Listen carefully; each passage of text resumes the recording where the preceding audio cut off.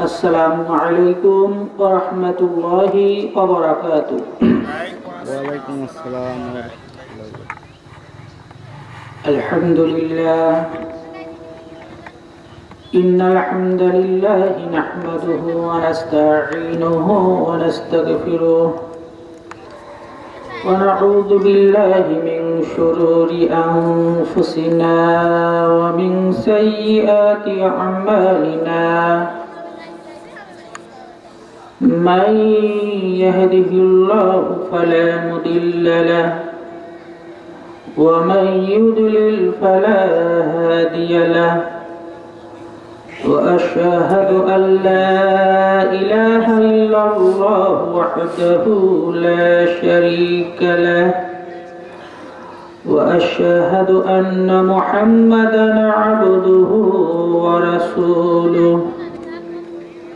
يا أيها الذين آمنوا اتقوا الله حق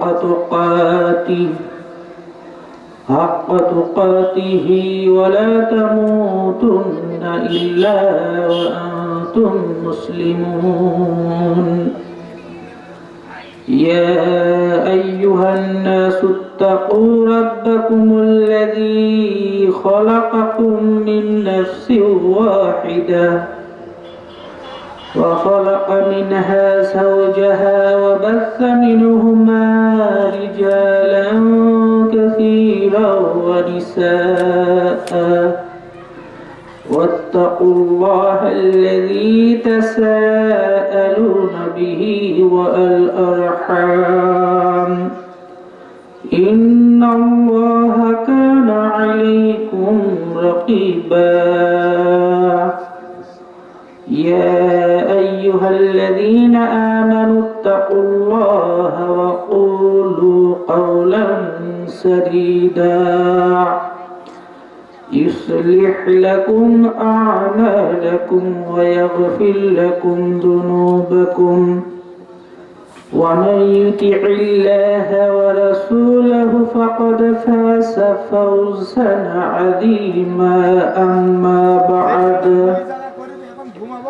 إن أصدق الحديث كتاب الله وأحسن الهدي هدي محمد صلى الله عليه وسلم وشر الأمور محدثتها وكل محدثة بدعة وكل بدعة ضلالة وكل ضلالة في النار. أعوذ بالله السميع العليم من الشيطان الرجيم من همزه ونفخه ونفسه. بسم الله الرحمن الرحيم. هو الله الذي لا إله إلا هو عالم الغيب والشهادة هو الرحمن الرحيم. هو الله الذي لا إله إلا هو الملك القدوس السلام المؤمن المهيمن العزيز الجبار المتكبر سبحان الله عما يشركون. هو الله الخالق البارئ المصور له الأسماء الحسنى يسبح له ما في السماوات والأرض وهو العزيز الحكيم. সূরা হাশর আয়াত নম্বর 22, 23, 24.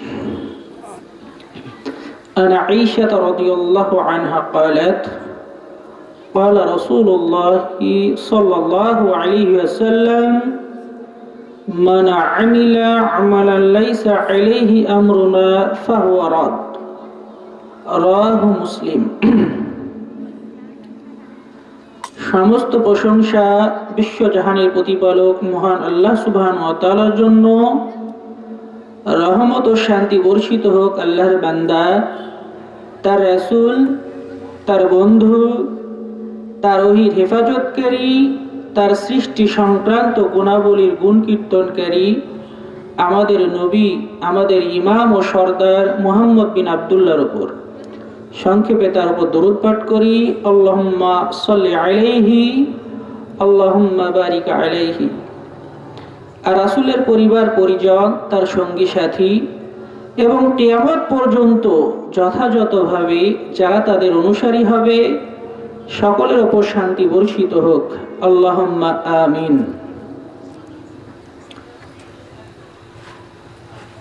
বড়সলুয়া আল আকসা জামে মসজিদের উদ্যোগে দ্বিতীয় বার্ষিক তাফসিরুল কোরআন মাহফিল, অত্র মাহফিলের সম্মানিত সভাপতি, প্রধান অতিথি, প্রধান মেহমান, এছাড়াও দূর দূরান্ত থেকে আগত দিদি ভাই ও বোনেরা, আজকের মাহফিলে সংক্ষিপ্ত আমার বক্তব্যের বিষয় মৃত্যুকালীন সময়ে ও মৃত্যু পরবর্তী সময়ে করণীয় ও বর্জনীয় আমল সমূহ, যা সংক্ষেপে দলিল প্রমাণ সহ বলার চেষ্টা করব। ওমা তাওফিকি ইল্লা বিল্লাহি আলাইহি তাওয়াক্কালতু ওয়া ইলাইহি উনীব। সূরা হুদ আয়াত নম্বর 88।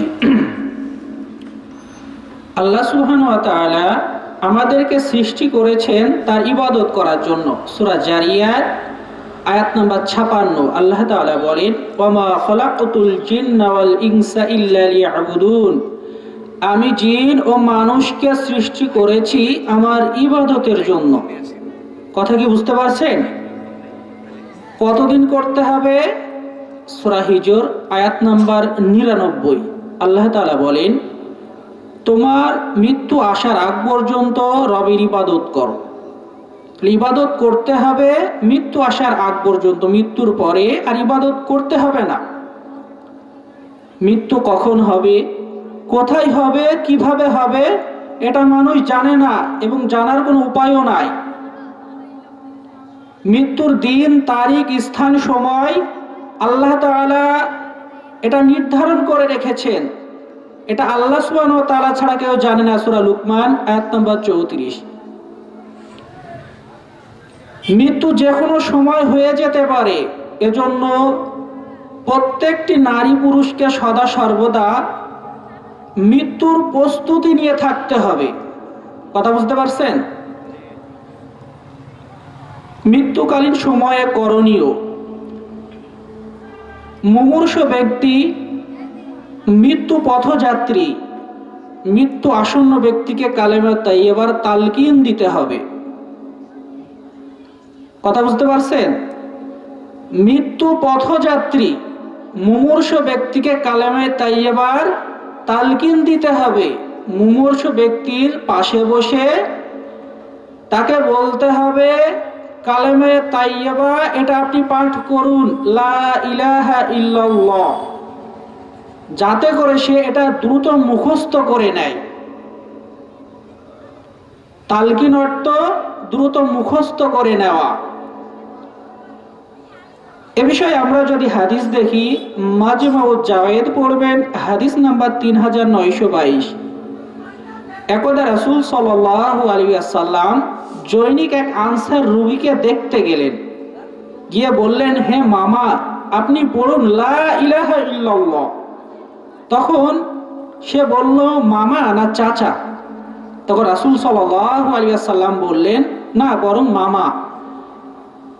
আনসার রোগীটি বলছে, আমার জন্য কি লা ইলাহা ইল্লাল্লাহ এই সময় পড়াটা কি উত্তম হবে? রাসূল সাল্লাল্লাহু আলাইহি ওয়াসাল্লাম বললেন, হ্যাঁ। এই হাদিস প্রমাণ করে যে রাসূল সাল্লাল্লাহু আলাইহি ওয়াসাল্লাম জৈনিক আনসার রোগীকে কালেমায়ে তাইয়্যিবা, কালেমার তালকিন পড়িয়েছেন। কেননা তাওহীদের এই স্বীকৃতিবাচক কালেমাই তাকে জান্নাতে নিয়ে যেতে পারে। সহিহ ইবনে হিব্বান পড়বেন হাদিস নাম্বার 3004।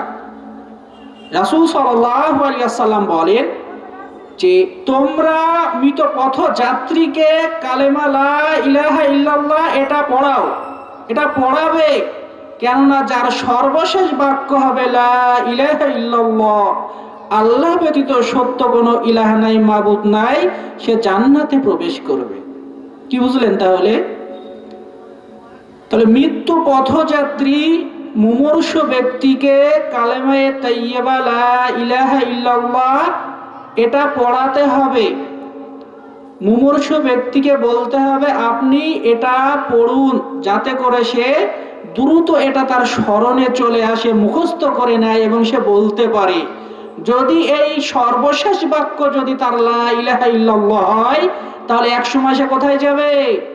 এক সময় সে জান্নাতে প্রবেশ করবে। এজন্য এটা মনে রাখতে হবে আমাদের।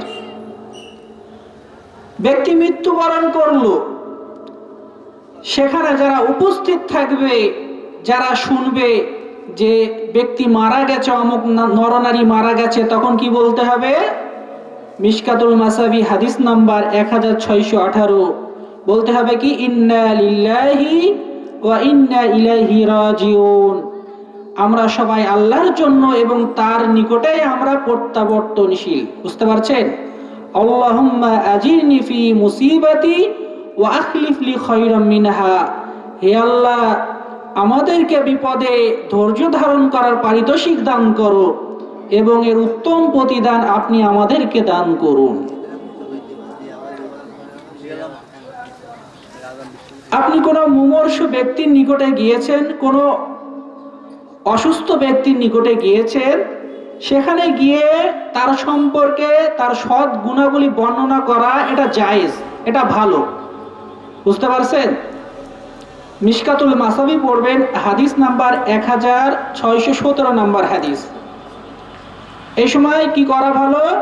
ওই ব্যক্তির সৎ গুণাবলী বর্ণনা করা এটা ভালো। রাসূল সাল্লাল্লাহু আলাইহি ওয়াসাল্লাম তিনি বলছেন যে তোমরা মৃত পথযাত্রীকে, কোনো অসুস্থ ব্যক্তিকে যখন দেখতে যাবে, তার সম্পর্কে ভালো কথা বলো। কেননা তারা যা বলে ফেরেশতারা তাতে আমিন আমিন বলে থাকে। কথা বুঝতে পারছেন? এজন্য মুমূর্ষু ব্যক্তিকে, কোনো অসুস্থ ব্যক্তিকে যদি আপনি দেখতে যান, তার সম্পর্কে তার সৎ গুণাবলী এটা বর্ণনা করা এটা উচিত, এটা ভালো। কেননা তাতে কি হয়? ফেরেশতারা আমিন আমিন বলে থাকে। যদি খারাপ কিছু বলেন তাতেও ফেরেশতারা আমিন বলে, যদি ভালো বলে তাতেও ফেরেশতারা আমিন বলে। তাহলে কি বলতে হবে? ভালো কথা বলতে হবে। মৃত্যুর পরে ওই ব্যক্তির যদি চোখ খোলা থাকে, তাহলে চোখ দুটো বন্ধ করে দিতে হবে। মিশকাতুল মাসাবি হাদিস নাম্বার 1619। রাসূল সাল্লাল্লাহু আলাইহি ওয়াসাল্লাম আবু সালমান নিকটে প্রবেশ করলে দেখা গেল তার চোখ দুটো খোলা আছে মৃত্যুর পরে। অতঃপর রাসূল সাল্লাল্লাহু আলাইহি ওয়াসাল্লাম তার চোখ দুটো বন্ধ করে দিলেন। এ সময় করণীয়, বড় কাপড় দিয়ে ওই মৃত ব্যক্তির দেহ মুখমণ্ডল ঢেকে দিতে হবে। কথা বুঝতে পারছেন? এই সময় বড় কাপড় দিয়ে মৃত্যুর পরে ওই মৃত ব্যক্তির দেহ এবং মুখমণ্ডল ঢেকে দিতে হবে। আমরা দেখি আমাদের সমাজে কোনো পুরুষ যদি মারা যায়, তাহলে এ পাড়া ও পাড়ার মহিলারা লাইন ধরে ওই মৃত ব্যক্তির বাড়িতে যায় না? এখন কি যেতে পারবে? হ্যাঁ বোন, যদি পর্দার সহিত আপনি সেই বাড়িতে যান, যেতে হবে। প্রথম শর্ত পর্দার সহিত। যাওয়ার পরে আপনার প্রতিবেশীর কোনো আত্মীয়, কোনো ভাই কেউ মারা গিয়েছে, সেখানে গিয়ে আপনি ওই বাড়ির আত্মীয় স্বজন যারা আছে, পরিবারের লোকদের আপনি সান্ত্বনা দেওয়ার জন্য যেতে পারেন।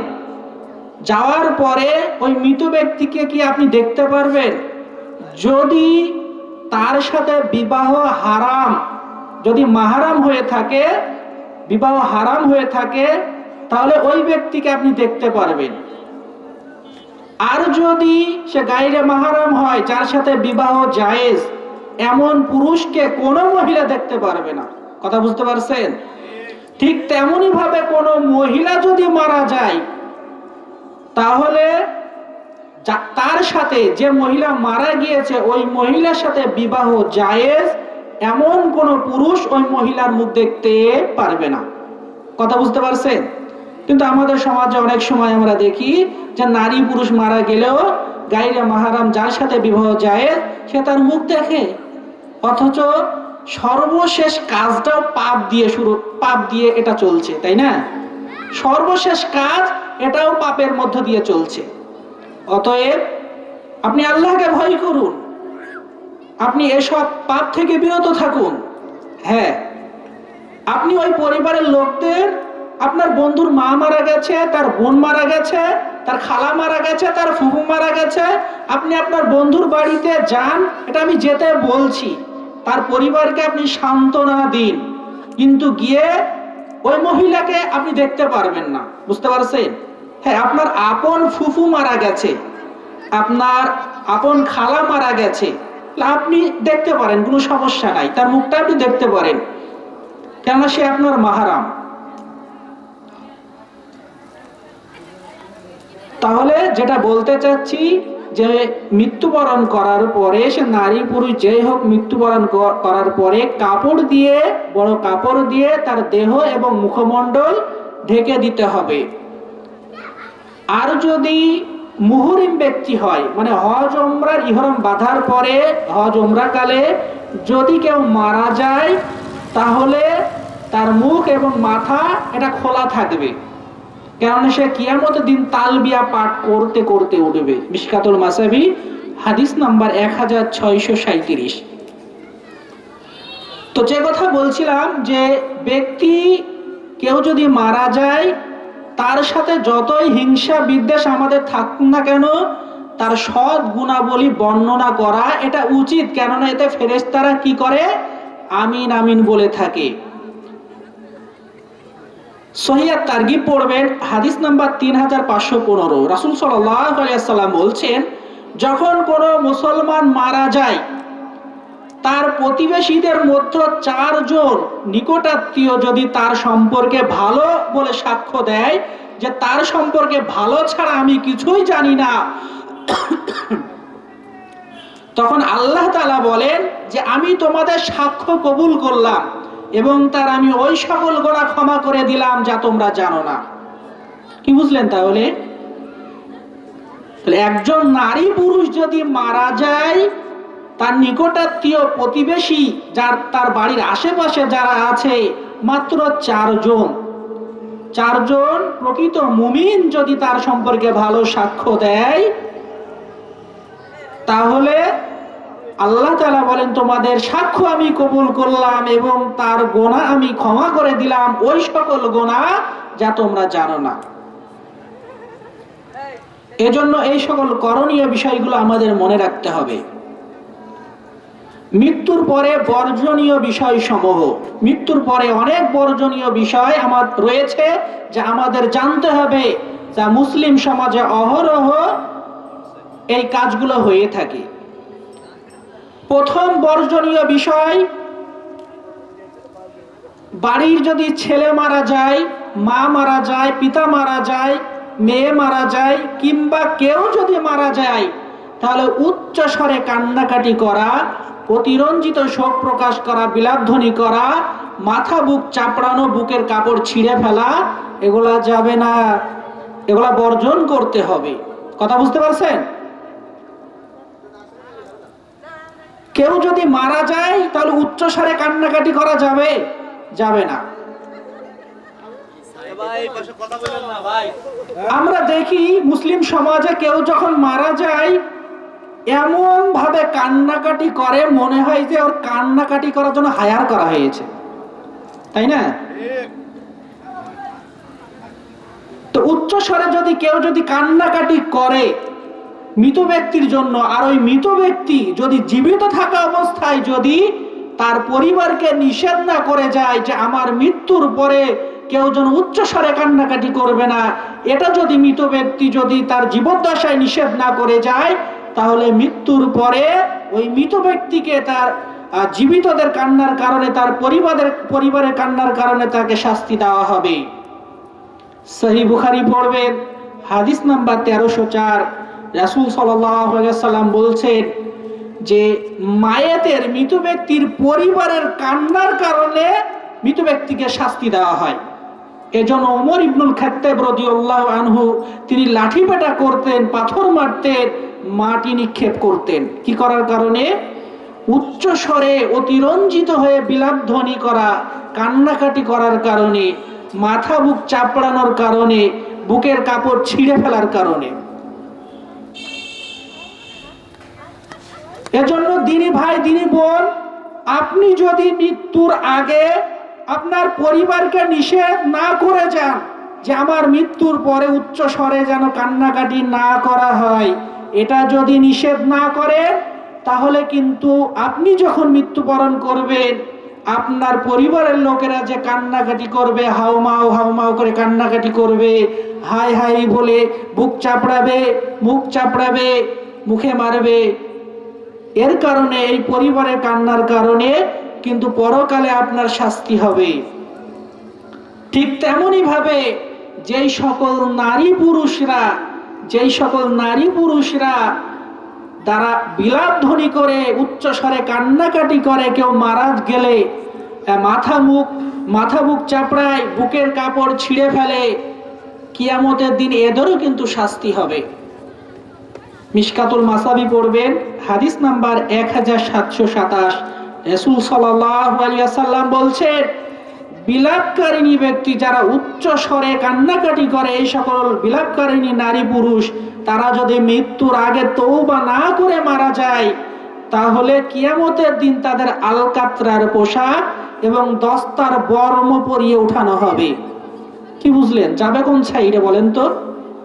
মিশকাতুল মাসাবির যে হাদিসটা আপনাদের সম্মুখে পেশ করেছি, 1627 নম্বর হাদিস, যে বিলাপকারিণী ব্যক্তি, সে নারী হোক পুরুষ হোক, সে যদি মৃত্যুর আগে যদি তওবা না করে মারা যায়, তাহলে তাকে কিয়ামতের দিন আলকাতরার পোশাক এবং দস্তার বর্ম পরিয়ে উঠানো হবে।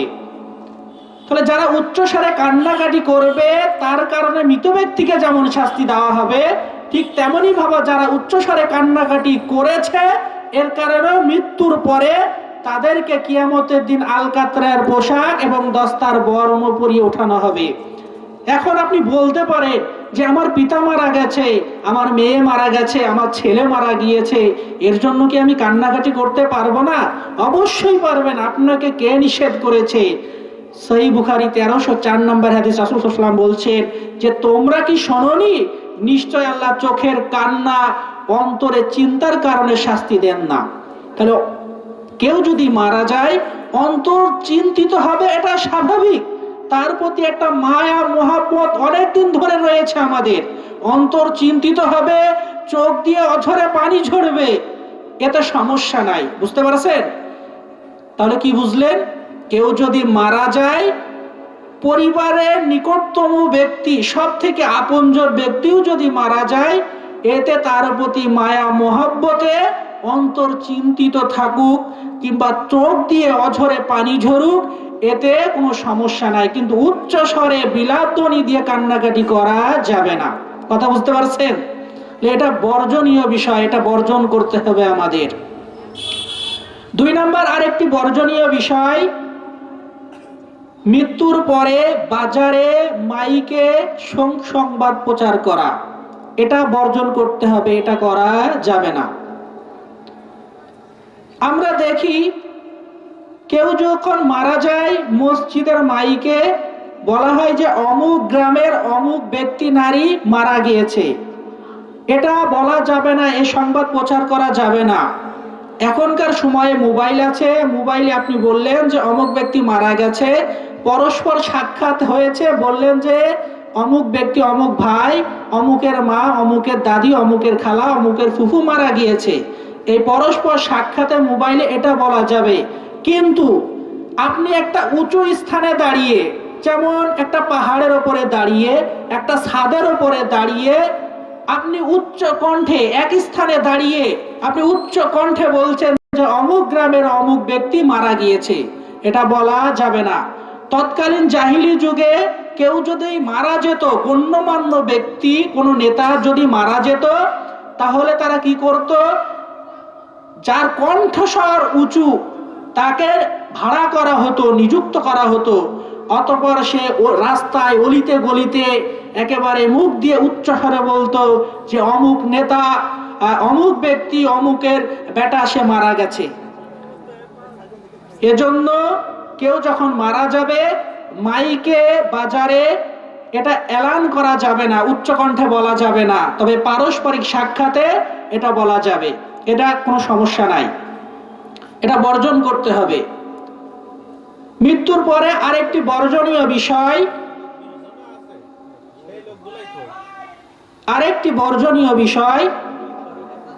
মৃত্যুর পরে মৃত ব্যক্তির পাশে বসে কোরআন তেলাওয়াত করা।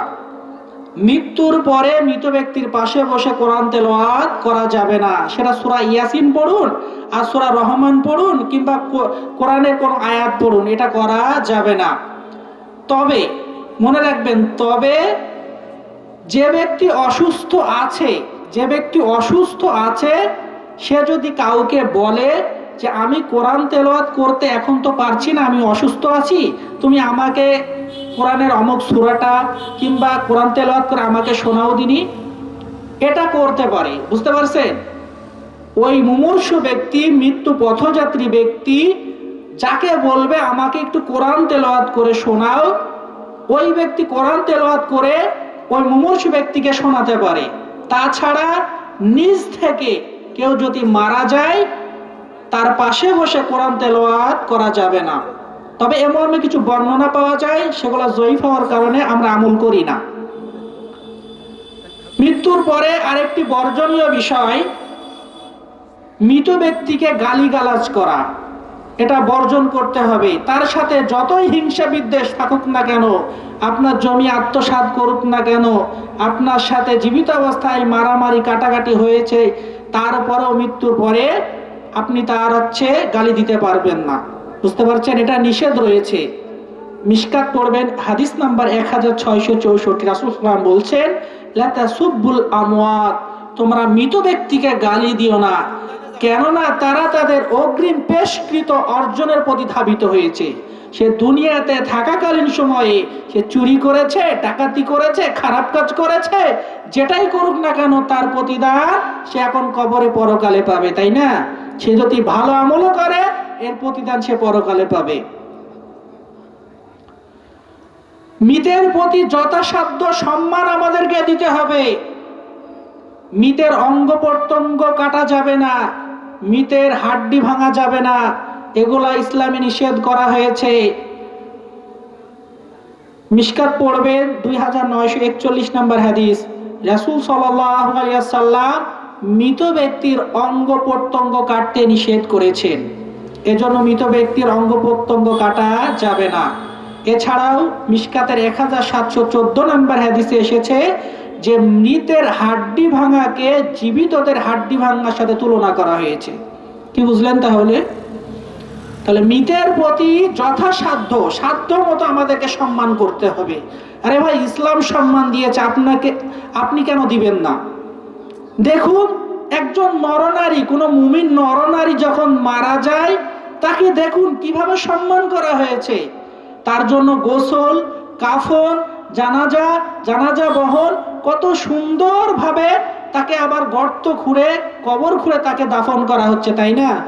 তাহলে ইসলাম যে নরনারীকে, মুমিন নরনারীকে সম্মান দিয়েছে, তাহলে আমাদেরকেও তো সম্মান দিতে হবে, তাই না? তাহলে মৃত ব্যক্তির অঙ্গ প্রত্যঙ্গ কাটা, তার হাড্ডি ভাঙা কিংবা অপমান হয় এমন কোনো কারণ, এমন কোনো জিনিস তার সাথে করা যাবে না, এগুলো বর্জন করতে হবে।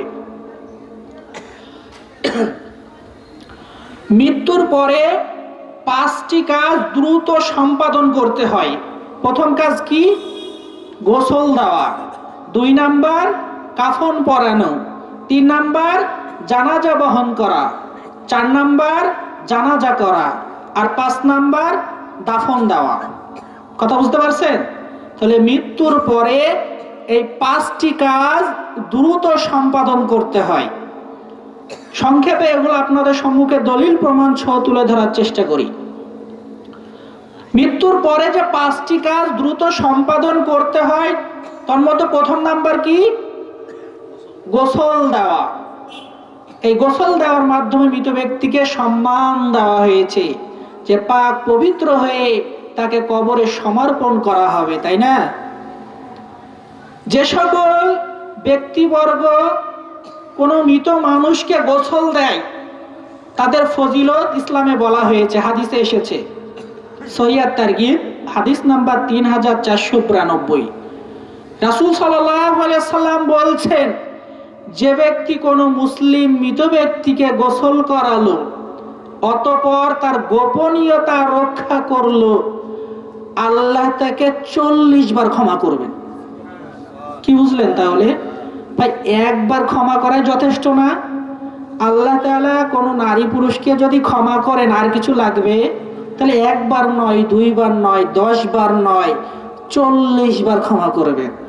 তবে গোসল দিতে হবে আল্লাহর সন্তুষ্টির জন্য, এবং গোসল দিতে গিয়ে তার যদি কোনো গোপনীয়তা প্রকাশ পায় সেটা কাউকে বলা যাবে না, নিজের কাছে রেখে দিতে হবে। তাহলে ফজিলত হিসাবে আল্লাহ তাআলা ওই ব্যক্তিকে 40 বার ক্ষমা করবেন। এজন্য আমরা যারা মৃত ব্যক্তিকে গোসল দিতে পারি না, যে কিভাবে দিতে হয় জানি না, ভাই যারা জানে আপনি সেখানে অংশগ্রহণ করুন। আপনি পারেন না, দেখেন কিভাবে গোসল দেয়, আপনি পানিটা আগিয়ে দিন, ন্যাকড়াটা আগিয়ে দিন, তাই না? তাহলে আপনি এই ফজিলতের অন্তর্ভুক্ত হবেন। আপনি জানেন না, আপনি সেটা শিখে যাবেন কয়েকবার যদি মৃত ব্যক্তিকে এভাবে গোসল দেন। দেখতে দেখতে আপনাকে তো শিখতেই হবে এটা। তাহলে মৃত ব্যক্তিকে যারা গোসল দেবে তাদের ফজিলতটা জানতে পারলেন। মৃত ব্যক্তিকে গোসল দিতে হবে পরিপূর্ণ পর্দার সহিত। একটা স্থানে আপনাকে পরিপূর্ণ পর্দার সহিত পূর্ণ শালীনতা বজায় রেখে ওই মৃত ব্যক্তিকে গোসল দিতে হবে। পুরুষ পুরুষকে গোসল দিবে, নারী নারীকে গোসল দিবে। কথা বুঝতে পারছেন? তবে স্বামী তার স্ত্রীকে গোসল দিতে পারে, স্ত্রী তার স্বামীকে গোসল দিতে পারে। বুঝতে পারছেন? তবে আমাদের সমাজে চালু আছে যে স্ত্রী যদি মারা যায় স্বামীর জন্য দেখা নাকি হারাম হয়ে যায়, আবার স্বামী যদি মারা যায় স্ত্রীর জন্য দেখা নাকি হারাম হয়ে যায়। তাই নাকি? ঘটনা কি সত্য? আরে ভাই, এটা অনেক জায়গাতে চালু আছে যে স্ত্রী যদি মারা যায় স্বামীর জন্য দেখা এটা হারাম হয়ে যায়। এটা অনেকে ফতোয়া দেয়, কিন্তু স্ত্রীর জমি জায়গা নেওয়া এটা নাকি স্বামীর জন্য আবার বৈধ হয়, তাই না? যে স্ত্রী হারাম হয়ে যায়, যে স্বামী মৃত্যুর পরে স্ত্রীর জন্য হারাম হয়ে যায়, তার জমি জায়গা নাকি আবার নেওয়া বৈধ হয়। তাহলে সেটাও তার জন্য হারাম হবে না?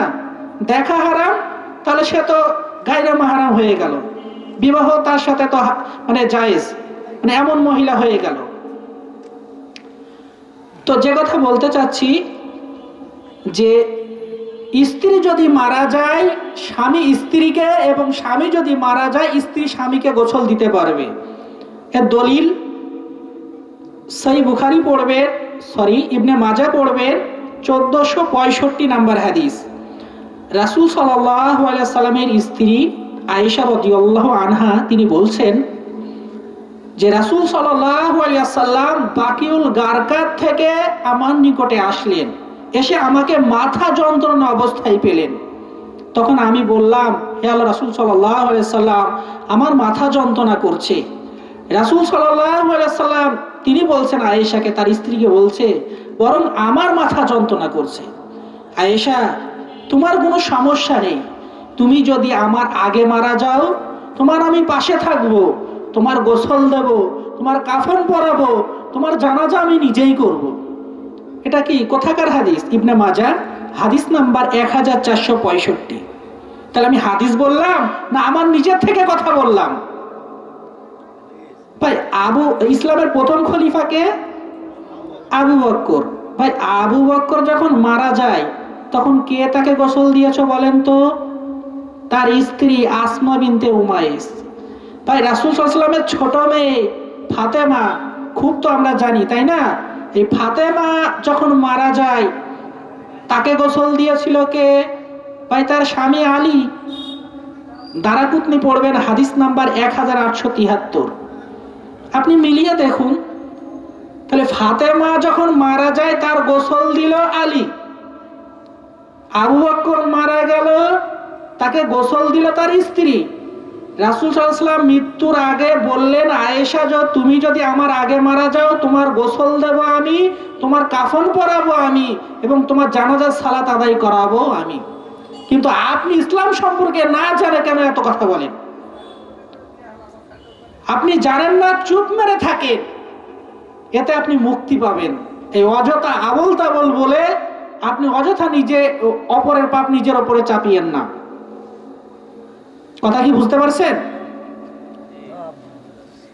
তাহলে মৃত্যুর পরে স্ত্রী স্বামীকে, স্বামী স্ত্রীকে গোসল দিতে পারে, এটা হাদিস সম্মত।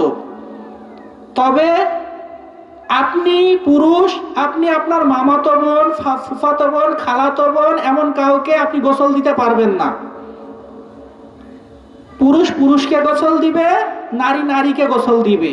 আর গোসল দিতে হবে পরিপূর্ণ পর্দা করে, পূর্ণ শালীনতা বজায় রেখে ওই মৃত ব্যক্তিকে গোসল দিতে হবে।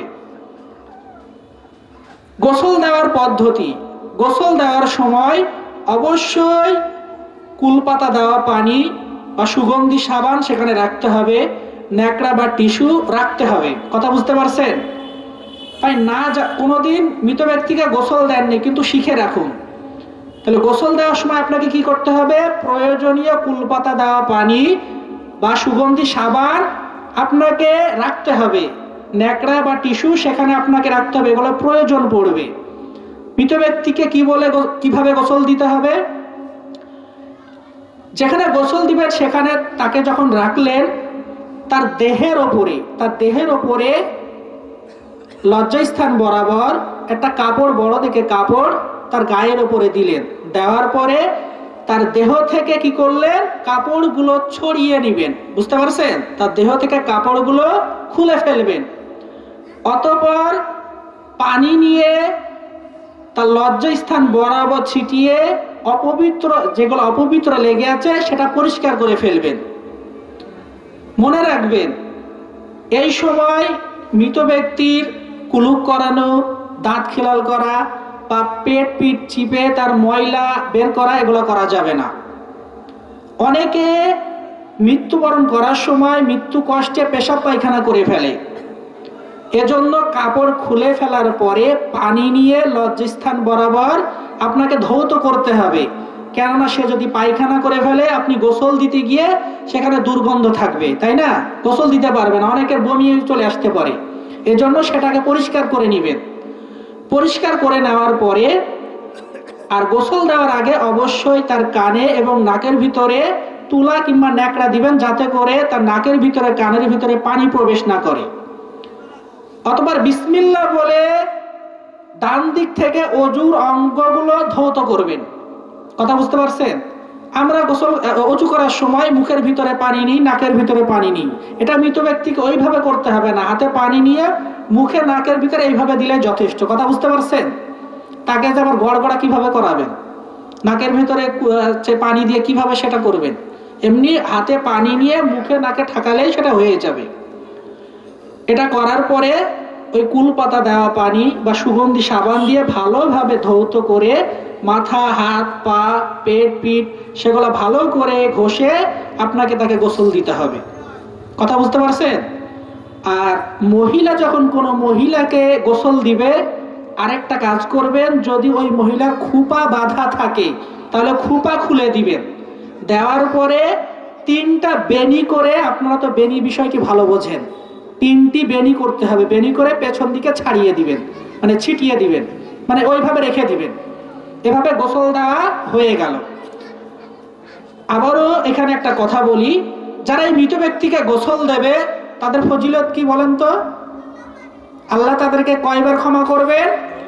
40 বার ক্ষমা করবেন, তবে শর্ত দুইটা, একটা আল্লাহ সন্তুষ্টির জন্য দিতে হবে, আর 2 নাম্বার আপনি গোসল দিতে গিয়ে তার যে গোপনীয়তা, লজ্জাস্থানে যদি চোখ পড়ে যায় সাথে সাথে দৃষ্টি নত করতে হবে এবং সেটা কাউকে বলা যাবে না। কথা বুঝতে পারছেন?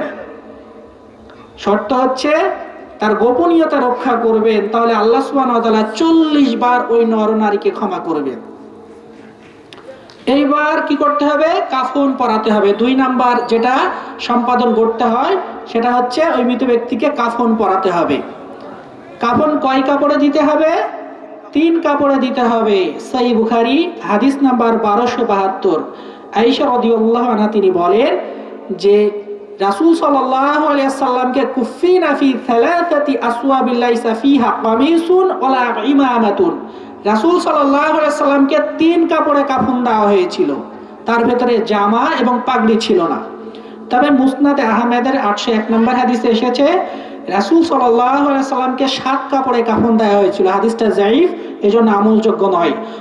আবু দাউদে হাদিস এসেছে মহিলাদের বিষয়ে 3157 নম্বর হাদিস, 5 কাপড়ে কাফন দেওয়ার বিষয়ে। এই হাদিসটা যায়ীফ, এজন্য আমরা বলি নারী পুরুষ উভয়কে 3 কাপড়ে কাফন দিতে হবে। হ্যাঁ, মহিলাদের 5 কাপড়ে কাফন দেওয়ার বিষয়ে হাদিস আছে, কিন্তু হাদিস যায়ীফ হওয়ার কারণে আমরা আমল করি না। আমরা নারী পুরুষ উভয়কে বলি 3 কাপড়ে কাফন দিতে হবে। বুঝতে পারছেন? একটা হচ্ছে লেফাফা বা বড় চাদর, যেটা মাথা থেকে পা পর্যন্ত, যেটা পুরোটাই তার দেহকে ঢেকে রাখবে। আর একটা হচ্ছে তহবন্ধ বা লুঙ্গি। আর একটা 3 নম্বর হচ্ছে কামিজ বা জামা। কথা বুঝতে পারছেন? এই 3 কাপড়ে মুসলমানকে কাফন পরাতে হয়। অতঃপর আপনি কাফন পরালেন, কাফন পরানোর পরে কাফনে আপনার 3 বার সুগন্ধি ছেটাতে হবে। তবে মুহরিম যারা হজ ওমরা করতে গিয়ে মারা যায়, ইহরাম বাঁধার পরে মারা যাবে, তাদের কাফনে সুগন্ধি দেওয়া ছিটানো যাবে না।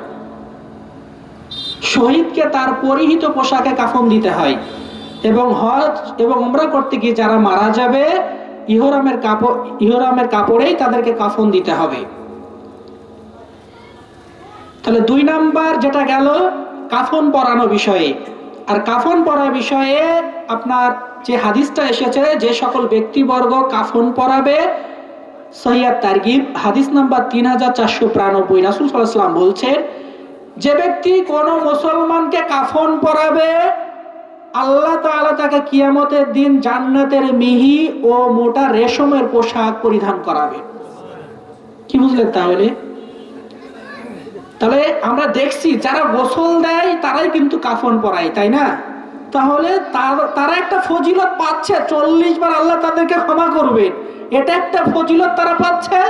আবার কাফন পরানোর কারণে আল্লাহ তাদেরকে কিয়ামতের দিন জান্নাতের মিহি ও মোটা রেশমের পোশাক পরিধান করাবেন, এখানেও সে ফজিলত পাচ্ছে, তাই না? এইবার 3 নম্বর যে কাজটি দ্রুত সম্পাদন করতে হয় সেটা হচ্ছে জানাজা বহন। জানাজা বহন করতে হয়, নিয়ে যেতে হয়। এখানেও মৃত ব্যক্তিকে সম্মান দেওয়া হয়েছে।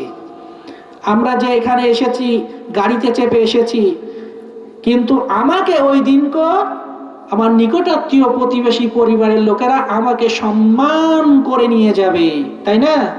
এখানেও ইসলামীকে ওই মৃত ব্যক্তিকে সম্মান দেওয়া হয়েছে।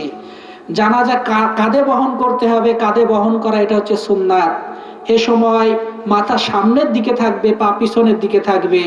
নিকটাত্মীয় পরিবারের লোকেরা এই জানাজা বহন করার অধিক হকদার। তারা যদি না করে, কাউকে যদি বলে যে তুমি নাও এটা জানাজা বহন করো, এতে কোনো সমস্যা নাই, কোনো পাপ নাই। যারা পিছনের মুসল্লি সদস্য আছে যারা যাবে, তারা পিছে পিছে যাবে। তারা কিসে যাবে? পিছে পিছে যাবে। ডানে বামে গেলেও কোনো সমস্যা নাই।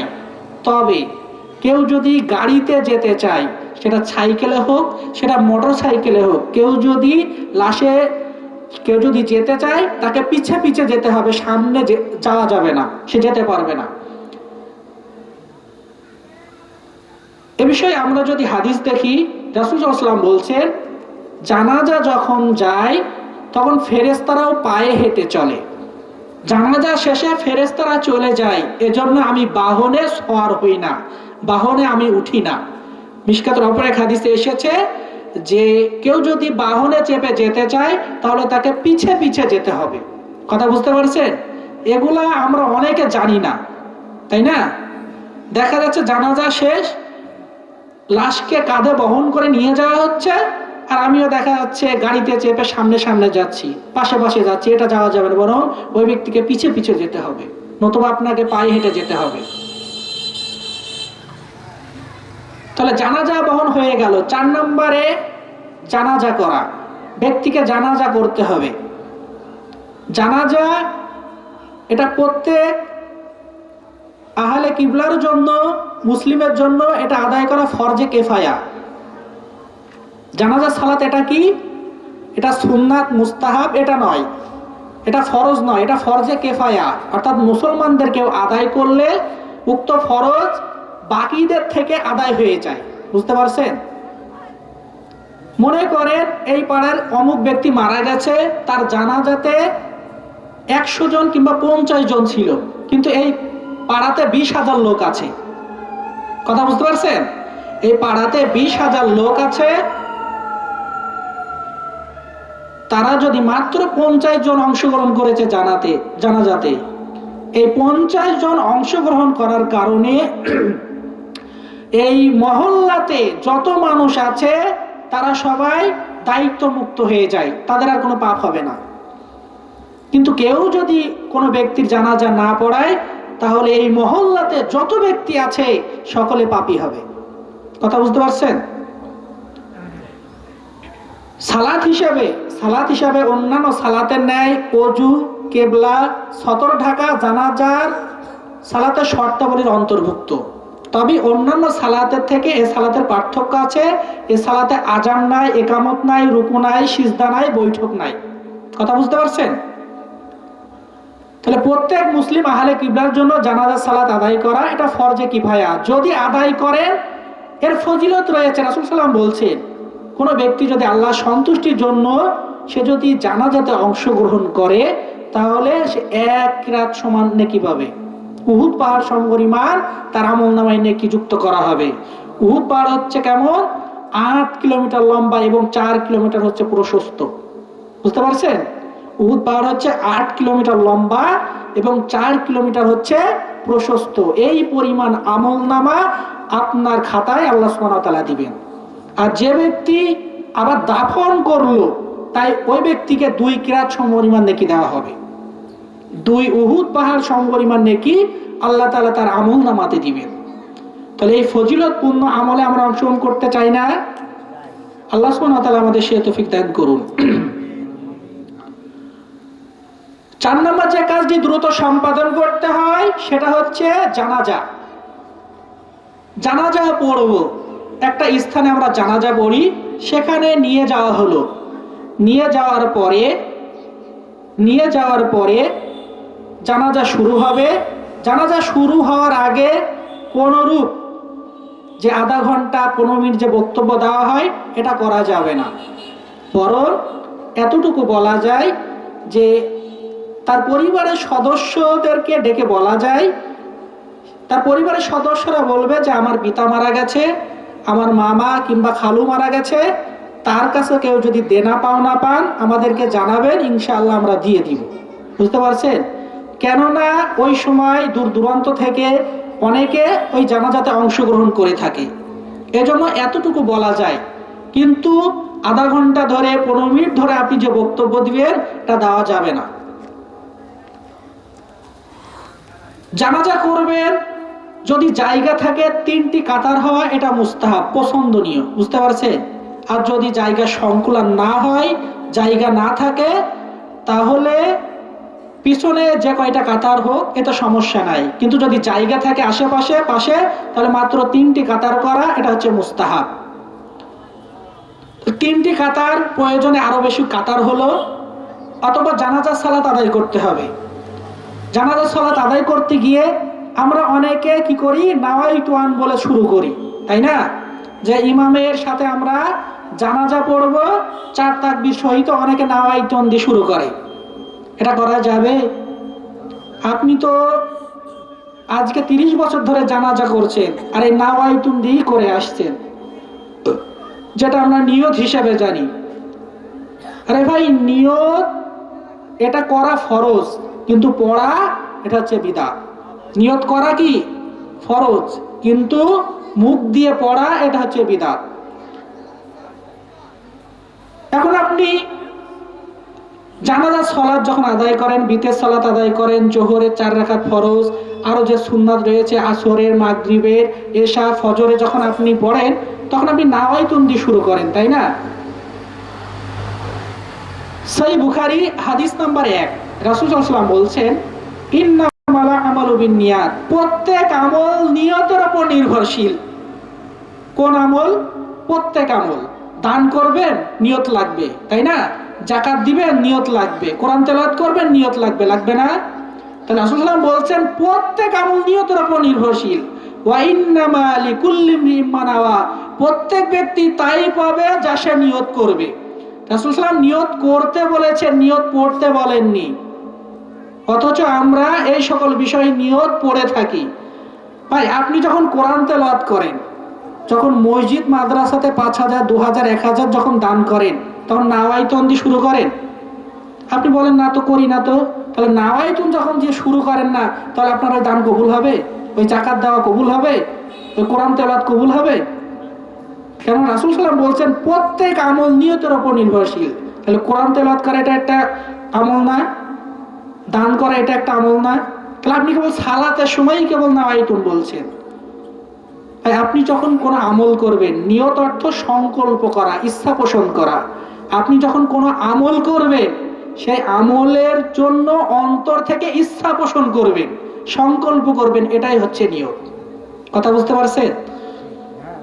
আগামীকাল বৃহস্পতিবার, দেখা যাচ্ছে অনেকের এখানে হাট বসতে পারে, দেখা যাচ্ছে আপনি বাজারে যাবেন, তাই নাওয়াইতুন দিয়ে শুরু করেন নাকি? আপনার তো অন্তরে ইচ্ছা রয়েছে, পোষণ করছেন, সংকল্প করেছেন যে আমি বাজারে যাব, এটাই হচ্ছে নিয়ত। মুখে নাওয়াইতুন এটা পড়ার কোনো দরকার নাই, এটা বিদআতের অন্তর্ভুক্ত। এটা যদি করেন, বিদআত সংশ্লিষ্ট কোনো আমল আপনার কবুল হবে না। ইবাদত কবুলের বেশ কিছু শর্ত আছে, যা এর আগেই যে আপনাদের সম্মুখে আলোচনা করছিল, সে কিন্তু ইবাদত কবুলের শর্ত বিষয়ে আলোচনা করছিল। সেখানে একটা শর্ত হচ্ছে বিদআত মুক্ত আমল করতে হবে। ইবাদত করতে গিয়ে বিদআত করা যাবে না। রাসূল সাল্লাল্লাহু আলাইহি ওয়াসাল্লাম যেভাবে ইবাদত করেছেন, ঠিক সেইভাবে ইবাদত করতে হবে।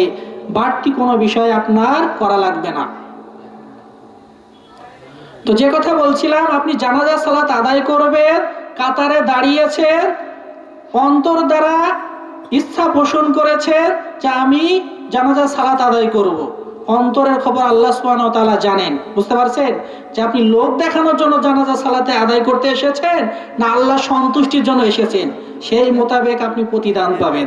তাহলে নিয়ত আপনার রয়েছে, আপনি জানাজা সালাত আদায় করবেন। এইবার আপনাকে কি করতে হবে? সারিবদ্ধভাবে কাতারে দাঁড়াতে হবে। জানাজার সালাতেও কিন্তু কাতার সোজা করে দাঁড়াতে হবে, নাকি বেঁকা হয়ে দাঁড়াতে হবে? অন্যান্য সালাতে যেমন কাতার করতে হয়, সারিবদ্ধভাবে দাঁড়াতে হয়, ঠিক তেমনই ভাবে জানাজার সালাতেও আপনাকে সারিবদ্ধভাবে দাঁড়াতে হবে। কথা বুঝতে পারছেন? কাঁধের সাথে কাঁধ, পায়ের সাথে পা মিলিয়ে আপনাকে কাতারে দাঁড়াতে হবে।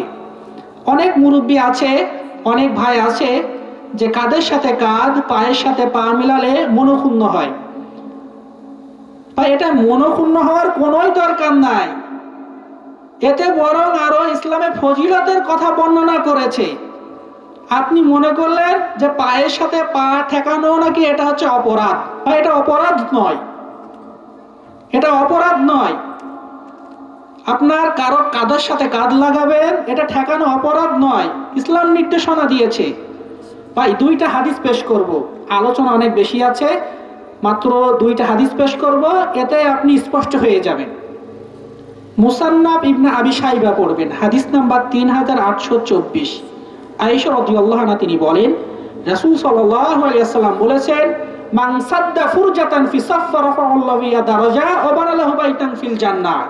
যে ব্যক্তি সালাতের কাতারে ফাঁক বন্ধ করে দাঁড়াবে, এর বিনিময়ে আল্লাহ তার মর্যাদা বৃদ্ধি করে দিবেন এবং জান্নাতে তার জন্য একটা ঘর তৈরি করবেন। তাহলে আমলটা কি? সালাতের কাতারে দাঁড়িয়ে ফাঁক বন্ধ করতে হবে, এটা হচ্ছে শর্ত। কি করতে হবে?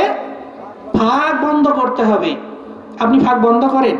অনেক ভাই মজা করে বলে যে তুমি তো পাশের মুসল্লির সাথে ফাঁক বন্ধ করে দাঁড়াচ্ছ, তো মাঝখানের ফাঁকটা বন্ধ করবে। বুঝতে পারছেন? মাঝখানের ফাঁকটা বন্ধ করবে। ভাই তুই যখন বলছিস তুই এসে বন্ধ কর। এটা অযথা হাদিসের প্রতি আমল না করার তার একটা পাইতারা, তাই না? এবার একটা হাদিস বলছি, এইবার ভালোভাবে শুনুন। আবু দাউদ হাদিস নাম্বার 666। আবু দাউদ হাদিস নাম্বার কত? 666। আব্দুল্লাহ ইবনে ওমর রাদিয়াল্লাহু আনহু তিনি বলেন, রাসূল সাল্লাল্লাহু আলাইহি ওয়াসাল্লাম বলেছেন, আকিমুস সুফুফা, তোমরা কাতার সোজা করো, ওয়াহাদু বাইনাল মানাকিব ওয়াসুদ্দুল খলাল, পাশের মুসল্লির সাথে বাহু একেবারে বরাবর রাখবে, ফাঁক বন্ধ করবে। ওয়ালিনু বিআইদি ইখওয়ানিকুম, তোমার ভাইয়ের সাথে নম্রতা বজায় রেখে মিলিয়ে দিবে। ওয়ালা তাযরু ফুরুজাতিল লিশাইতান, শয়তানের জন্য তোমরা ফাঁক রাখবে না। মান ওয়াসালা সাফফান ওয়াসালাহুল্লাহ, যে ব্যক্তি কাতারে মিলিয়ে দাঁড়ায় আল্লাহ তাকে নিকটবর্তী করে দেন। ওমান কাতা সাফফান কাতাহুল্লাহ, যে ব্যক্তি পৃথক হয়ে দাঁড়ায় আল্লাহ ওই ব্যক্তিকে পৃথক করে দেন। তাহলে এই হাদিস দ্বারা কি বুঝলেন?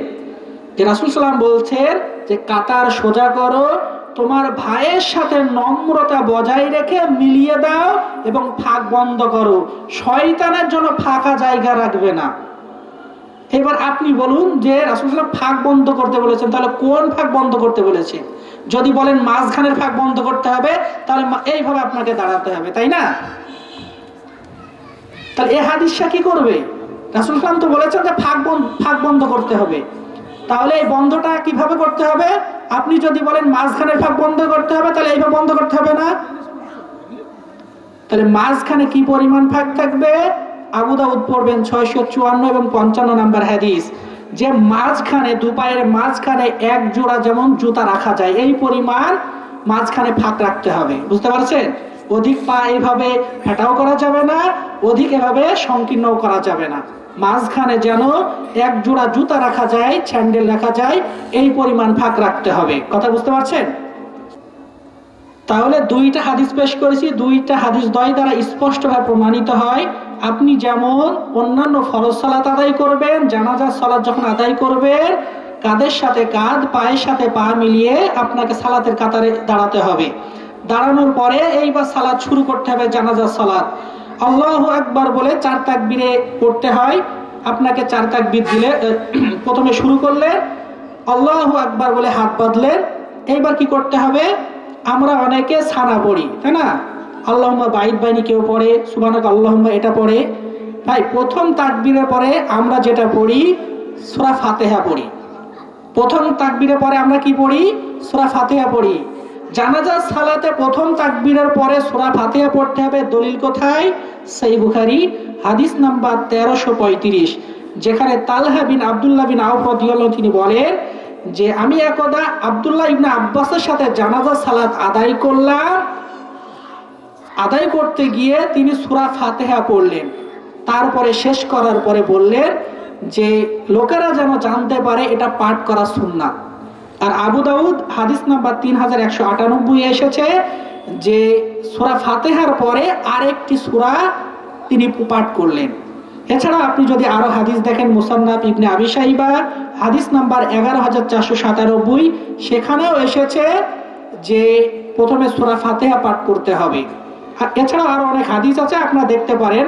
তবে যে হাদিসটা সহিহ বুখারীতে এসেছে 1335, এছাড়া আবু দাউদ 3198 নম্বর হাদিসটা পড়লে সেখানে স্পষ্টভাবে পাবেন যে প্রথম তাকবীরের পরে সূরা ফাতিহা পড়তে হবে। অনেকে আমরা জানাজা পড়ি কিন্তু জানাজার নিয়ম পদ্ধতি জানি না।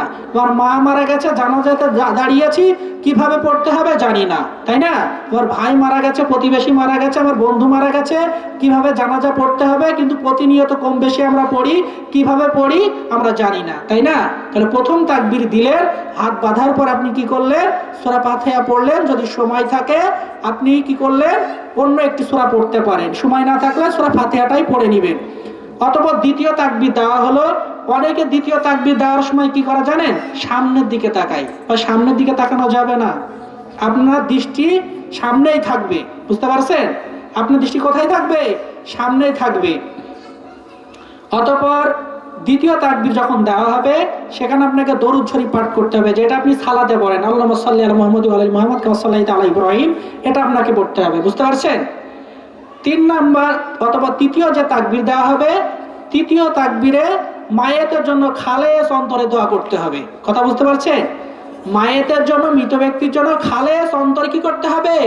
দোয়া করতে হবে। রাসূল সাল্লাল্লাহু আলাইহি ওয়াসাল্লাম বলছেন, ইযা সাল্লাইতুম আলাল মাইয়িত ফাকিসু লাহু দুআ, যখন তোমরা জানাজা সালাত আদায় করবে তখন মৃত ব্যক্তির জন্য খালেস ভাবে দোয়া করবে। মাইয়েত এটা আরবি শব্দ যা উভয় লিঙ্গে ব্যবহৃত হয়। মৃত ব্যক্তি খারাপ হোক ভালো হোক তার জন্য খালেস অন্তরে দোয়া করতে হবে। কথা বুঝতে পারছেন? অতএব যারা জানে তৃতীয় তাকবীরের পরে মৃত ব্যক্তির জন্য খালেস অন্তরে দোয়া করতে হয়, সে দোয়াটা কি বলেন তো? আল্লাহুম্মা গফির লিহাইয়িনা ওয়া মাইয়িতিনা ওয়া শাহিদিনা, এটা দোয়া আছে না? তাই সময় সংক্ষেপ, নতুবা এর অনুবাদগুলো আপনাকে বলা যেত। এছাড়াও আরেকটি দোয়া আছে, আল্লাহুম্মা গফির লাহু ওয়ারহামহু ওয়াআফিহি ওয়াফু আনহু ওয়াকরিম নুজুলাহু ওয়াসি মাদখালা। এত সুন্দর কথা যা হাদিসে বলা হয়েছে, আপনি শুনে অবাক হয়ে যাবেন। এই হাদিসের শেষে এসেছে ওয়াদখিলহুল জান্নাতা, আল্লাহ এই মৃত ব্যক্তিকে আপনি জান্নাত দান করুন। ওয়াইদহু মিন আযাবিল কবর, তাকে কবরের আযাব থেকে পরিত্রাণ দিন। ওয়া মিন আযাবিন নার, এবং তাকে জাহান্নামের আগুন থেকে বাঁচান। বুঝতে পারছেন?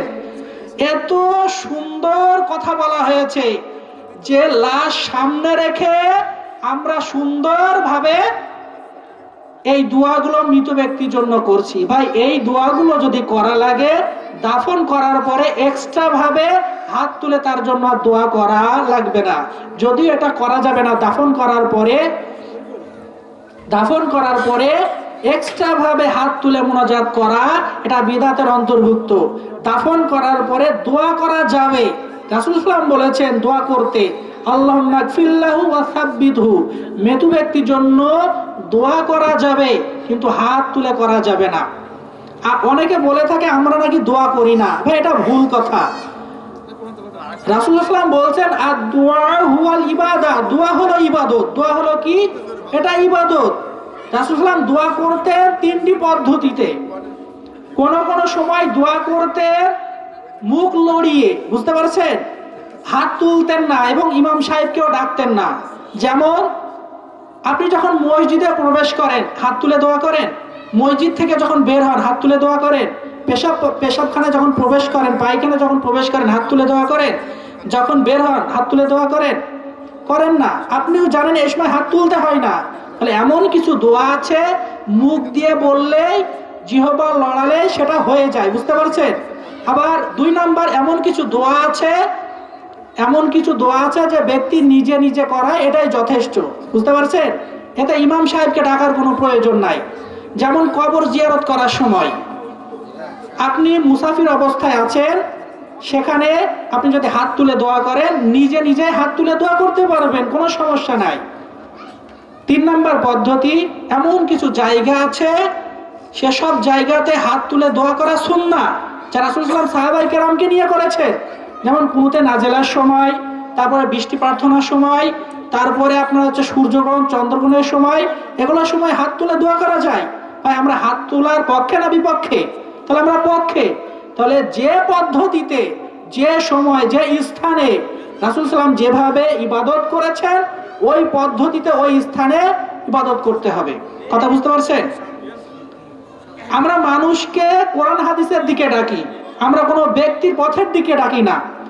আমরা বলি ভাই আপনি জ্ঞানী মানুষ, আপনি কোরআন হাদিস পড়ুন, জ্ঞান অর্জন করুন, আপনি নিজেই সত্যটা পেয়ে যাবেন।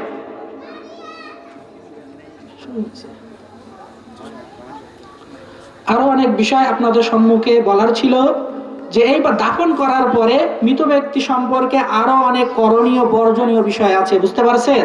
যেমন করণীয় বিষয়ের ভিতরে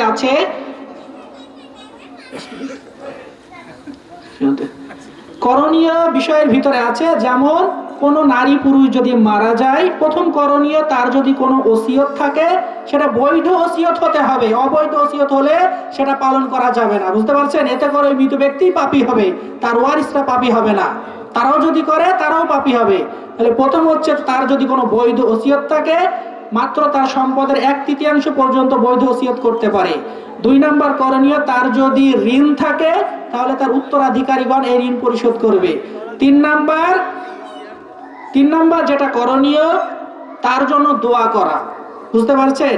আপনি ছেলে, আপনার পিতা মারা গেছে, আপনার মা মারা গেছে, অন্তর থেকে আপনি দোয়া করুন, কোনো সমস্যা নাই। 4 নাম্বার, মৃত ব্যক্তির পক্ষ থেকে যেটা করা যায় সেটা হচ্ছে হজ পালন করা, এটা করা যায়। তারপরে আরো করা যায় আপনার সাদাকা করা। আপনার পিতামাতা মারা গেছে, তার জন্য সাদাকায়ে জারিয়ার মতো প্রবাহমান দান আপনি করতে পারেন।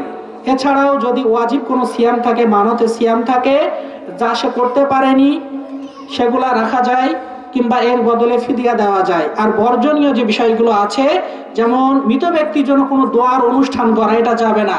মৃত ব্যক্তির জন্য দোয়া করা যাবে, আপনি দিন রাত আপনি দোয়া করুন, কোনো সমস্যা নাই। সকালে পারেন, বিকালে পারেন, রাত্রে কবর জিয়ারত করেন, পিতামাতার জন্য দোয়া করেন, সমস্যা নাই। দোয়া করা যাবে, কিন্তু দোয়ার অনুষ্ঠান করা যাবে না। মৃত ব্যক্তির জন্য কোরআন খতম করে তার সওয়াব মৃত ব্যক্তিকে বকশিয়ে দিতে হবে, এটা করা যাবে না। কথা বুঝতে পারছেন? তারপরে বর্জনীয় বিষয়ের ভিতর রয়েছে যে অনেকে মাইকে দাওয়াত দেয় যে অমুক ব্যক্তি মারা গেছে, কালেমার দাওয়াত যারা গ্রহণ করেছে মসজিদে এসে কালেমা পাঠ করুন, তাই না? নিজের কালেমা পড়ারই খবর নাই, মানে লোকের পড়ার জন্য হায়ারে যাচ্ছে। বুঝতে পারছেন? অতএব এই যে কালেমাখানি, তারপর যে 40 আছে নির্দিষ্ট দিনক্ষণ করে যেটা করা হয়, এগুলোও করা যাবে না, এগুলো বর্জন করতে হবে। ভাই, মানুষকে খাওয়ালে সাময়িক নেকি আপনি পাচ্ছেন, মানুষকে খাওয়ালে আপনি সাময়িক নেকি পাচ্ছেন, কিন্তু পিতামাতা মারা গেছে তাদের জন্য সাদাকায়ে জারিয়ার মতো প্রবাহমান দান যদি আপনি করেন, তারা একেবারে মানে প্রবাহমান ভাবে একেবারে অঢেল তারা কবরে থাকা অবস্থায় নেকি পাবে না। তাহলে বুদ্ধিমান হয়ে আপনাকে এই সকল আমল করতে হবে। আল্লাহ সুবহানাহু ওয়া তাআলা আমাদেরকে এই সকল আমল করার তৌফিক দান করুন। যে সকল বিদাতি কর্মকাণ্ড আছে এই সকলগুলো পরিহার করার তৌফিক দান করুন। আল্লাহ, আমরা যারা অসুস্থ ব্যক্তি আছি তুমি আমাদের সুস্থ দান করো। আল্লাহ, যারা মারা গেছে তাদের কবর আযাব তুমি মাফ করে দাও। আল্লাহ, যারা অভাবী আছে তাদের অভাবকে তুমি দূর করে দাও। আল্লাহ, যারা মারা গেছে তাদের কবরকে জান্নাতের বাগিচা বানিয়ে দাও। আল্লাহ, কাল কিয়ামতের দিন আমাদের সকলকে জান্নাতুল ফেরদাউস দান করো। ওয়া আখিরু দাওয়ানা আলহামদুলিল্লাহি রাব্বিল আলামিন। সুবহানাকাল্লাহুম্মা ওয়া বিহামদিকা ওয়া তাবারাকাসমুকা ওয়া তাআলা জাদ্দুকা ওয়া লা ইলাহা গায়রুক।